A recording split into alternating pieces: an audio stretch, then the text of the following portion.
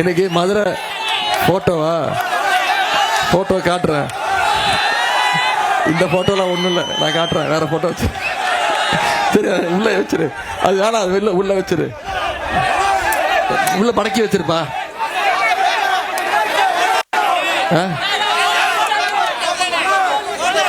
நான் வச்சிருக்கிற போட்டோ காட்டணுமா? சரி நான் காட்டுறேன். நான் பேசி ஒரு 5 நிமிஷம் பேசி முடிச்சுட்டு காட்டுறேன். என்ன போட்டோ? என்கிட்ட இந்த போட்டோவும் இல்லை. இல்லை இல்லை என்கிட்ட இல்லை. நீங்க ஆசையா கேட்குறீங்கல்ல, நான் காட்டிட்டா என்ன திட்டுறாரு. எதிர்கட்சி தலைவர் எடப்பாடி பழனிசாமி அவர்கள் என்ன கண்ணா அப்படின்னு திட்டுறாரு.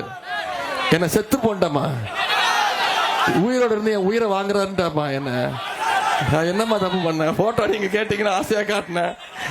எனக்கு தேவையாம்மா அது? சரி அதை விடுங்க. முதல்ல நம்முடைய தலைவர் செஞ்சிருக்கக்கூடிய சாதனை நான் வந்திருக்கிறேன். உங்களை ஆசையா பார்க்க வந்திருக்கேன்ல. திண்டுக்கல் மாவட்டத்துக்கு இப்போதான் நுழையிறேன். தேனி மாவட்டத்தை முடிச்சுட்டு திண்டுக்கல் மாவட்டத்துக்குள்ள நுழைஞ்சோடனே இவ்வளவு சிறப்பான வரவேற்பு கொடுத்துருக்கிறீங்க. உங்களுடைய எழுச்சி வரவேற்புலாம் பார்க்கும்போது திண்டுக்கல் மாவட்டம் என்னைக்குமே திமுகவுடைய கோட்டை அப்படிங்கிறத இந்த தேர்தலில் நிரூபிச்சு காட்டுவீங்களா? உங்களோட உற்சாகத்தை எழுச்சியும் பார்க்கும்போது நிச்சயம் நாம வெற்றி பெற போவது உறுதி. நான் உங்ககிட்ட கேட்டுக்கொள்வதெல்லாம் எதிர்த்து போட்டிடுறவங்க டெபாசிட் வாங்கக்கூடாது. அதிகமான வாக்கு வித்தியாசத்தை, குறைஞ்சது ஒரு 50,000 வாக்கு வித்தியாசத்துல நம்முடைய சகோதரி நாகஜோதி அவர்களை உதயசூரிய சின்னத்தில் நீங்க ஜெயிக்க வைக்கணும். செஞ்சு காட்டுவீங்களா? திண்டுக்கல்னா என்ன ஃபேமஸ்? ஆகவே திண்டுக்கல் மாவட்ட மக்கள் நீங்க வர்ற தேர்தலில் அடிமைகளுக்கோ சங்கிகளுக்கோ பூட்டு போட்டுருவீங்களா? அப்படி பூட்டு போட்டீங்கன்னா தான் தமிழ்நாடு சேஃபா இருக்கும். நம்முடைய கைகளில், நம்முடைய தலைவர் கையில தமிழ்நாடு சேஃபா இருக்கணும்னா நீங்க அதிமுகவுக்கும் பாஜகவுக்கும் ஒரு பூட்டு போடணும். திண்டுக்கல் மாவட்டம் இன்னைக்கு பல்வேறு துறைகளையும் வளர்ந்துருக்குன்னா இங்க நம்முடைய அமைச்சர்கள் 2 அமைச்சர்கள் இருக்காங்க. அவங்க மிக மிக முக்கியமான காரணம். நம்முடைய சகோதரி வெற்றி வேட்பாளர் நாகஜோதி அவர்களை கொடியை மட்டும் மடக்கி வச்சிருந்தேன். சரிம்மா, அவர்களை வெற்றி வேட்பாளரை தலைவர் அவர்கள் உங்க இடத்துல ஒப்படைச்சிருக்கிறாங்க. நான் அவங்கள உங்ககிட்ட அறிமுகப்படுத்தணும்னு அவசியம் இல்லை. உங்க அத்தனை பேருக்கும் ஏற்கனவே தெரிஞ்சவங்க தான் நம்முடைய அருமை சகோதரி வெற்றி வேட்பாளர் நாகஜோதி அவர்கள். நிலக்கோட்டை தொகுதியில் நீண்ட காலமா திமுக சட்டமன்ற உறுப்பினரே இல்லாம இருந்தது. கிட்டத்தட்ட 50 வருஷமாவா? அந்த வரலாற்றை இந்த தேர்தலில் மாத்தி காட்டுவீங்களா? வெற்றி உறுதியா? அந்த வரலாற்றை மாத்திர மாதிரி சகோதரி நாகஜோதி அவர்களை திமுகவுடைய சட்டமன்ற உறுப்பினராக, நிலக்கோட்டை சட்டமன்ற உறுப்பினராக இந்த முறை நீங்க தேர்வு செஞ்சு அனுப்பணும். செஞ்சு கொடுப்பீங்களா? சகோதரி நாகஜோதி அவர்கள் உங்கள ஒருத்தர். ஞாபகம் வச்சுக்கோங்க. வெறும் தேர்தல் மட்டும் வந்து உங்களை பார்த்துட்டு போறவங்க கிடையாது. வருஷம் முழுக்க உங்களுக்கு எப்போ தேவைன்னாலும் உங்களை எந்நேரமும் உங்களை பார்க்கக்கூடியவங்க, உங்களுடைய கோரிக்கைகளை கேட்கக்கூடியவங்க, ஒன்னொன்னுத்தையும் செஞ்சு தரக்கூடியவங்க தான் சகோதரி நாகஜோதி அவருங்க. பெண்கள் இங்க இவ்வளவு வந்திருக்கீங்க. பெண்களுக்கான திட்டங்களை நிச்சயம் உங்களை தேடி தேடி வந்து உங்களுடைய வெற்றி வேட்பாளர் நாகஜோதி அவர்களை சட்டமன்ற உறுப்பினர் தேர்வு செஞ்சீங்கன்னா நிச்சயம் உங்களுக்கு செஞ்சு கொடுப்பாங்க. இனி நிலக்கோட்டை திமுக கோட்டைங்கிறத இந்த தேர்தலில் நிரூபிச்சு காட்டணும். அதுக்கு உதயசூரிய சின்னத்தில் மிகப்பெரிய வாக்கு வித்தியாசத்தில் ஜெயிக்க வைக்கணும். உதாரணத்துக்கு இந்த நிலக்கோட்டை தொகுதிக்கு நான் வந்திருக்கிறேன். உதயசூரிய சின்னத்துக்கு வாக்கு கேட்டு வந்திருக்கிறேன். எந்த உரிமையில் வந்திருக்கிறேன்? நான் கலைஞர் பேர. இந்த நிலக்கோட்டை தொகுதிக்கு நாம இந்த கடந்த 5 வருஷத்துல நம்ம சட்டமன்ற உறுப்பினர் இல்லைனாலும் பல திட்டங்களை செஞ்சு கொடுத்துருக்கிறோம். அப்படிங்கிற அந்த உரிமையில உங்களை கேட்க வந்திருக்கிறேன். என்ன செஞ்சு கொடுத்துருக்கிறோம்? வத்தலகுண்டு பேரூராட்சியில இன்னைக்கு 50 கோடி ரூபாய் ஒதுக்கீடு செய்யப்பட்டு புதிய குடிநீர் திட்டம் யார் கொண்டு வந்தது? நம்முடைய முதலமைச்சர், நம்முடைய திராவிட மாடல் அரசு. நிலக்கோட்டை வடக்கு மற்றும் தெற்கு ஒன்றிய கிராமங்கள்ல இன்னைக்கு 15 கோடி ரூபாய் ஒதுக்கீடு செய்யப்பட்டு புதிய சாலைகள் போட்டு கொடுத்துருக்கோம், ரோடு போட்டு கொடுத்துருக்கிறோம். வத்தலகுண்டு ஒன்றியத்தில் இருக்கக்கூடிய ஊராட்சிகள்ல இன்னைக்கு பல்வேறு இடங்கள்ல புதிய சாலைகள் போட்டு கொடுத்திருக்கிறோம். நிலக்கோட்டை அரசு மகளிர் கலை கல்லூரியில 1 கோடி ரூபாய் மதிப்பீட்டில் புதிய கிளாஸ் ரூம் கட்டி கொடுத்திருக்கிறோம், வகுப்பறைகள் கட்டி கொடுத்திருக்கிறோம். விளாம்பட்டி மற்றும் மட்டப்பாறை ஊராட்சிகள்ல புதிய நெல் கொள்முதல் நிலையங்கள் கட்டி கொடுத்திருக்கிறோம். கோட்டூர், மேட்டூர் மற்றும் ஒட்டுப்பட்டி ஆகிய இடங்கள்ல புதிய நியாய விலை கடைகள், ரேஷன் கடைகள் கட்டி கொடுத்திருக்கிறது எந்த ஆட்சியில? நம்முடைய திராவிட மாடல் அரசு, நம்முடைய முதலமைச்சர்கள் கட்டி கொடுத்திருக்கிறாங்க. இப்போ இந்த நிலக்கோட்டை தொகுதிக்கு மட்டும் இல்ல, ஒட்டுமொத்த தமிழ்நாட்டுக்கும் கடந்த 5 வருஷத்துல நம்முடைய தலைவர், நம்முடைய முதலமைச்சர் அவர்கள் சொன்னதை செஞ்சு கொடுத்திருக்கிறோம். உதாரணத்திற்கு நம்முடைய முதலமைச்சராக பொறுப்பேற்ற உடனே போட்ட முதல் கையெழுத்து என்ன கையெழுத்து? மகளிருக்கு கட்டணமில்லா பேருந்து திட்டம். பயன்படுத்துறீங்களாமா? இன்னைக்கு ஒவ்வொரு மகளிரும் மாசம் 900 ரூபாய் வரைக்கும் சேமிக்கிறாங்க. மகளிருக்கு கட்டணமில்லா பேருந்து திட்டம். அதே மாதிரி அரசு பள்ளியில் படிக்கக்கூடிய குழந்தைங்க காலைல பசியோடு இருக்கக்கூடாதுன்னு முதலமைச்சர் காலை உணவு திட்டம். பள்ளிக்கூடம் படிக்கிறவங்க காலேஜுக்கு போனோம் உயர்கல்வி படிக்கணும்னு இன்னைக்கு கல்வி ஊக்கத்தொகை வழங்குறோம். 14 லட்சம் குழந்தைங்களுக்கு மாதம் 1000 ரூபாய் நம்முடைய முதலமைச்சர் கல்வி ஊக்கத்தொகை வாங்கியிருக்கிறாரு. இப்போ சமீபத்தில் 3 மாதத்துக்கு முன்னாடி 10 லட்சம் கல்லூரி மாணவ மாணவிகளுக்கு இலவச லேப்டாப் நம்முடைய முதலமைச்சர் அவர்கள் கொடுத்துருக்குறாங்க. இப்படி பல்வேறு திட்டங்களை நிறைவேற்றிருக்கிறோம். எல்லாத்த விட முக்கியம் உங்களுக்கு தெரியும், கலைஞர் மகளிர் உரிமை தொகை திட்டம். உரிமை தொகை வருதாமா? போன முறை வரலையா? வருதுல்ல. போன முறை சட்டமன்ற தேர்தலில் நம்முடைய முதலமைச்சர் அவர்கள் சொன்ன வாக்குறுதி செஞ்சு கொடுத்துருக்கிறோம். கடந்த 3 வருஷமா ஒவ்வொரு மாசமும் 1,31,00,000 மகளிருக்கு உரிமை தொகை நம்முடைய தலைவர்கள் கொடுத்துருக்குறாங்க. அந்த உரிமை தொகையை நிப்பாட்டுறதுக்கு முயற்சி பண்ணாங்கம்மா. மகளிர் உரிமை தொகையை தேர்தல் வருது, தேர்தலை காரணம் காட்டி 3 மாசத்துக்கு நிப்பாட்டுறதுக்கு அதிமுகவும் பாஜகவும் நீதிமன்றத்துக்கு போனாங்க.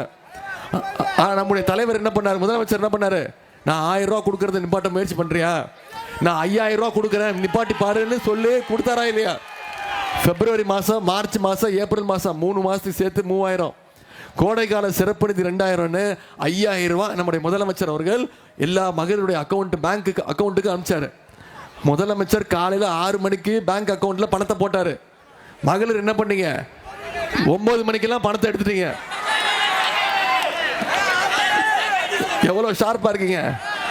ஏன் எடுத்தீங்க? ஏன்னா மோடி அரசு பேங்க்ல மினிமம் பேலன்ஸ் இல்லைன்னு சொல்லி உரிமை தொகை எடுத்துருவாங்கன்னு போய் எடுத்தீங்க. அதே மாதிரி ஷார்ப்பா 23ஆம் தேதி வாக்குச்சாவடிக்கு போய் வாக்குப்பெட்டியில 3வது இடம் சகோதரி நாகஜோதியோட பேர் இருக்கும். அதுக்கு பக்கத்துல உதயசூரியன் சின்னம் இருக்கும். அதுல போய் வாக்களிச்சு அதிகமான வாக்கு வித்தியாசத்துல வாக்குப்பெட்டியில 3வது இடம். வாக்கு எண்ணிக்கை 4ஆம் தேதி முதல் இடத்துக்கு வரணும். வந்துருமா? இப்படி பல்வேறு திட்டங்களை செஞ்சு கொடுத்துருக்கிறோம். இப்போ வாக்குறுதி கொடுத்துருக்கிறார் முதலமைச்சர். என்ன வாக்குறுதி? மீண்டும் ஆட்சி அமைஞ்சோன்னே மகளிர் உரிமை தொகை 1000 ரூபாய் இல்லை, அதை உயர்த்தி 2000 ரூபாய் தரேன்னு முதலமைச்சர் வாக்குறுதி கொடுத்துருக்கிறாரு. முதலமைச்சர் காலை உணவு திட்டம் 5ஆம் வகுப்பு வரைக்கும் இல்லை 8ஆம் வகுப்பு வரைக்கும் விரிவுபடுத்தப்படும் சொல்லியிருக்கிறோம். கல்வி ஊக்கத்தொகை 1000 ரூபாய் இல்லை 1500 ரூபாய் உயர்த்தப்படும் சொல்லியிருக்கிறோம். மகளிர் உரிமை தொகை 2000 ரூபாய். அதே மாதிரி இல்லத்தரசி கூப்பன் ஆட்சி அமைஞ்சோன்னே ஒவ்வொரு மகளிருடைய கைகள்லையும் நம்முடைய முதலமைச்சர் அவர்கள் 8000 ரூபாய் நம்முடைய முதலமைச்சர் அவர்கள் மகளிருடைய கைகளில் ஒப்படைச்சிருவோம். மகளிர் அவங்களே முடிவெடுத்துக்கலாம், வீட்டுக்கு என்ன பொருட்கள் தேவை, என்ன மின்சாதன பொருட்கள் தேவைங்கிறத அவங்களே முடிவு பண்ணி வாங்கிக்கலான்னு முதலமைச்சர் வாக்குறுதி கொடுத்துருக்குறாங்க. ஓஏபி முதியோர் உதவித்தொகை இப்போ வரைக்கும் 1200 ரூபா கொடுத்துக்கிட்டு இருக்கோம், அதை உயர்த்தி 2000 ரூபாய் தரேன்னு முதலமைச்சர் சொல்லியிருக்கிறாரு. அடுத்து கலைஞர் கனவு இல்லம், அடுத்த 5 வருஷத்துல 10 லட்சம் கலைஞர் கனவு இல்லம் வீடு கட்டப்பட்டு யார் யாருக்கெல்லாம் வீடு இல்லையோ அவங்களுக்கெல்லாம் கலைஞர் கனவு இல்லம் கொடுக்கப்படும்னு வாக்குறுதி கொடுத்துருக்குறோம். இந்த வாக்குறுதி எல்லாம் நிறைவேற்றப்படணும்னா வர்ற சட்டமன்ற தேர்தலில் திரு நாகஜோதி அவர்களுக்கு உதயசூரியன் சின்னத்தில் வாக்களிச்சு அதிகமான வாக்கு வித்தியாசத்தை ஜெயிக்க வைக்கிற செய்வீங்களா? நான் இப்போ இவ்வளவு நேரம் சொன்னேன்ல என்னென்ன திட்டங்கள் பண்ணியிருக்கிறோம், என்னென்ன பண்ணுவோம் எல்லாம் சொல்லியிருக்கேன்லம்மா. யோசிச்சு பாருங்க, கடந்த 5 வருஷமா ஒன்றிய பாஜக அரசு நம்முடைய தமிழ்நாட்டுக்கு ஏதாவது உருப்படியா பண்ணியிருக்காங்களா? நமக்காக எந்த திட்டங்களும் கொடுக்கல. போன பட்ஜெட்ல தமிழ்நாட்டுக்கு எந்த திட்டமும் இல்லை. தமிழ்நாடுங்கிற பேரே இல்லை பட்ஜெட்ல. நாம கேட்கிற எந்த நிதியும் கொடுக்கறது கிடையாது. ஒவ்வொரு முறையும் தமிழ்நாட்டை பழி வாங்கிட்டு இருக்கிறாங்க ஒன்றிய பாஜக அரசு. அவங்கள பழி வாங்க வேண்டிய நேரம் வர்ற சட்டமன்ற தேர்தலில் ஏப்ரல் 23ஆம் தேதி பண்ணுவோமா? நம்முடைய தலைவர் மீண்டும் சொல்றது, இந்த தேர்தல் டெல்லி அணி வர்சஸ் தமிழ்நாடு அணி. டெல்லி அணியை நாம ஜெயிச்சு காட்டணும், தமிழ்நாடு அணி நாம ஜெயிச்சு காட்டணும். செய்வோமா? அரசியல்ல முரட்டு பக்தர்கள் பார்த்திருப்பீங்க, முரட்டு தொண்டர்கள் பார்த்திருப்பீங்க, ஒரு முரட்டு அடிமையை பார்த்திருக்கீங்களா? யாரு ஏன் முரட்டு அடிமைன்னு சொல்றது தெரியுமா? இன்னைக்கு ஒரு உதாரணமா, மோடி என்ன சொன்னாலும் அதை உடனே கேட்டுக்கிறாரு, ஆமா சாமி போடுறாரு. அதற்கு ஒரு சின்ன உதாரணம், இன்னைக்கு ஒரு உதாரணம் நடந்திருக்கு. என்ன தெரியுமா? இன்னைக்கு ஒன்றிய அரசு நாடாளுமன்றத்தை கூட்டி எம்பி தொகுதி டீலிமிட்டேஷன் கொண்டு வருவாங்க, மசோதா தொகுதி மறு வரையறை. இன்னைக்கு தமிழ்நாட்டில் 30 தொகுதி இருக்கு, அதை உயர்த்த போறாங்க. இந்தியா முழுக்க 543 தொகுதி இருக்கு, அதை 815 ஆக போறாங்க. எல்லா மாநிலத்துக்கும் செய்யற மாதிரி தமிழ்நாட்டுக்கும் பண்ணாங்கன்னா 59 எம்பிக்கள் வரணும். 39ல இருந்து 59 எம்பிக்கள் வரணும். ஆனா இன்னைக்கு ஒன்றிய பாஜக அரசு என்ன பண்றாங்கன்னா தமிழ்நாட்டுக்கு வெறும் 47 எம்பிக்கள் அப்படின்னு சொல்றாங்க. 12 எம்பிக்களை குறைக்கிறாங்க. ஏன் தெரியுமா? மக்கள் கணக்கெடுப்பு எடுத்து நாம குடும்ப கட்டுப்பாடுலாம் பண்ணி மக்கள் தொகையை கட்டுப்படுத்துறதுனால வட மாநிலங்கள் கட்டுப்படுத்தல. மக்கள் தொகையை கட்டுப்படுத்தாதனால அவங்களுக்கு அதிகமான எம்பிக்களும், தமிழ்நாடு சிறப்பாக செஞ்சதுனால இன்னைக்கு தமிழ்நாட்டுக்கு 12 எம்பிக்களை ஒன்றிய பாஜக அரசு குறைக்க பார்க்குது. இதை நாம எதிர்க்கிறோம். இன்னைக்கு காலைல முதலமைச்சர் நான் சட்ட நகலாம் எரிச்சிட்டு வந்திருக்கோம், கருப்பு சட்டை போட்டோம். ஆனா எதிர்க்கட்சி தலைவர் எடப்பாடி பழனிசாமி என்ன தெரியுமா சொல்றாரு? டீலிமிட்டேஷன்ல தமிழ்நாட்டுக்கு எந்த பாதிப்பும் வராது, ஒன்றிய பாஜக அரசு சரியா செய்யுது. ஏன் அப்படி சொல்றாரு? பாதிப்புன்னு சொல்லிட்டா அவருக்கு பாதிப்பாயிடும். ஒன்றிய பாஜக அவரை வச்சு செஞ்சிருவாங்க. அதனால தான் சொல்றேன், திரு எடப்பாடி பழனிசாமி அவர்கள் ஒரு 1ஆம் நம்பர் மொரட்டு அடிமை. இதைத்தாம்மா சொன்னேன். இதை சொன்னதுக்கு தான் திரு எடப்பாடி பழனிசாமி அவர்கள் கோச்சிக்கிட்டாரு. என்ன சொன்னாரு? என்ன கண்ணாப்பண்ணு திட்டினாரு. எனக்கு எந்த வித அனுபவமும் இல்லைன்ட்டாரு. உதயநிதிக்கு என்ன அனுபவம் இருக்கு? ஒரு அனுபவம் கிடையாதுன்ட்டாரு. நானும் சொல்லிட்டேன், ஆமா எனக்கு அனுபவம் கிடையாது தான், இந்த அனுபவம்லாம் எனக்கு கிடையாதுன்னு இதை காட்டிட்டேன். இதாம்மா அந்த போட்டோ. இது இறக்குங்க, இது இறக்குங்க, இறக்குங்க. இந்த அனுபவம் எனக்கு கிடையாதுன்னு சொன்னேன்.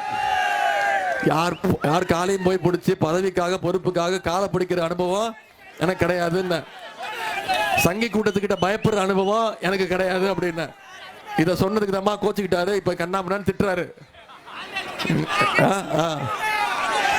நான் செத்து போயிருக்கணும்ட்டாருமா, என் உயிரை வாங்குறான் அப்படின்ட்டாரு. இந்த போட்டோ தான். இந்த பாருங்க, இந்த போட்டோக்கு எனக்கு சம்மந்தம் கிடையாது. இந்த போட்டோவை கேட்டது நீங்க, இது கம்பெனி பொறுப்பு இல்லை. சரியா? இந்த தேர்தல் முக்கியமான தேர்தல், சட்டமன்ற தேர்தல் முக்கியமான தேர்தல். டெல்லி அணியை ஜெயிச்சு காட்டணும். அதுக்கு நிச்சயம் நான் கிட்டத்தட்ட 100 தொகுதி முடிச்சிட்டேமா. 100 தொகுதியில் போய் மக்களை சந்திச்சு வாக்கு கேட்டு வந்திருக்கிறேன். எல்லா இடத்துலையும் மிகுந்த எழுச்சி, வரவேற்பு. எல்லாத்தையும் பார்க்கும்போது நிச்சயம் நம்முடைய திமுக தான் ஆட்சி அமைக்க போவது உறுதி. நம்முடைய தலைவர் தான் மீண்டும் முதலமைச்சராக போறாரு. அதற்கு வலு சேர்க்கிற விதமா, அது உறுதி செய்யற விதமா இந்த நிலக்கோட்டை தொகுதியில் சகோதரி நாகஜோதி அவர்களை அதிகமான வாக்கு வித்தியாசத்தில் நீங்க ஜெயிக்க வைக்கிறது செஞ்சு காட்டுவீங்களா? சரி, உங்களுக்குலாம் ஒன்று தெரியுமா? நானும் ஒரு வேட்பாளர், அது உங்களுக்கு தெரியுமா? தெரியுமா? எந்த தொகுதியில் போட்டி போடுறேன்னு தெரியுமா? சென்னையில் சேப்பாக்க திருவல்லிக்கேணி தொகுதியில் நானும் போட்டி போடுறேன். நானும் இந்த தேர்தலில் போட்டி போடுறேன். என் தொகுதிக்கு போய் ஒரே ஒரு நாள் தான் வாக்கு கேட்டிருக்கிறேன். என் தொகுதிக்கு போகாம இங்க நிலக்கோட்டைக்கு வந்திருக்குன்னா என்ன அர்த்தம்? என் வெற்றியை விட சகோதரி நாகஜோதியுடைய வெற்றி எனக்கு ரொம்ப ரொம்ப முக்கியம். அந்த வெற்றியை உறுதி செய்வீங்களா? சேப்பாக்க திருவல்லிக்கேணி தொகுதி வெற்றியை விட இந்த நிலக்கோட்டையில் அதிகமான வாக்கு வித்தியாசத்தில் உதயசூரிய சின்னத்தை நீங்க ஜெயிக்க வைக்கணும். செஞ்சு கொடுப்பீங்களா? உங்களை எல்லாம் அன்போடு கேட்கிறேன், பண்போடு கேட்கிறேன், பாசத்தோடு கேட்கிறேன், உரிமையோடு கேட்கிறேன், உங்க வீட்டு பிள்ளையாக இருந்து கேட்கிறேன், தலைவருடைய மகனாக இருந்து கேட்கிறேன், இன்னும் பெருமையா பூரிப்பா சொல்லணும்னா கலைஞருடைய பேரனாக இருந்து கேட்கிறேன்.